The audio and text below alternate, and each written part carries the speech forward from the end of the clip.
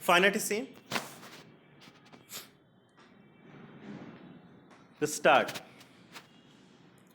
The 1982 United Nations Convention on the Law of the Sea (UNCLOS) defines piracy to include any acts of violence, detention, or destruction committed for private ends against persons or property on board a ship on the high seas or outside the jurisdiction of any state. Acts of piracy threatened maritime security by endangering the welfare of people traveling by sea and the security of navigation and commerce. These acts may result in the loss of life, physical harm, hostage taking, disruptions to commerce and navigation, and financial losses to ship owners. As per the International Maritime Organization, during 2018 and 2019, 84 acts of piracy were reported globally. Currently, India does not have a domestic legislation on maritime piracy. In the past, provisions of the Indian Penal Code 1860 IPC pertaining to armed robbery and the admiralty jurisdiction of certain courts have been invoked to prosecute pirates. However, the sovereignty of India extends only up to the territorial waters of India, 12 nautical miles from the coastline.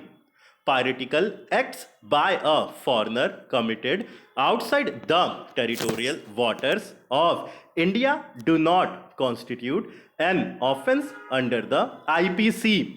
For example, in the Elendora Rainbow case 1999, the Mumbai High Court acquitted the accused on grounds that India did not have the jurisdiction to prosecute them. In 1995, India ratified the UNCLOS, which gives a uniform international legal framework for combating acts of piracy. Consequently, the Piracy Bill 2012 was introduced in Lok Sabha in April 2012. The 2012 bill lapsed with the dissolution of the 15th Lok Sabha. The Anti-Maritime Piracy Bill 2019 was introduced in Lok Sabha on December 9, 2019 and has been referred to the Standing Committee on External Affairs for detailed examination. The bill provides for prevention of maritime piracy and prosecution of persons for such piracy related crimes. It will apply to all parts of the sea adjacent to and beyond the limits of the exclusive economic zone of India, that is beyond 200 nautical miles from the coastline. The bill defines piracy as any illegal act of violence, detention, or destruction committed against a ship, aircraft, person, or property for private purposes by the crew or passengers of a private ship or aircraft.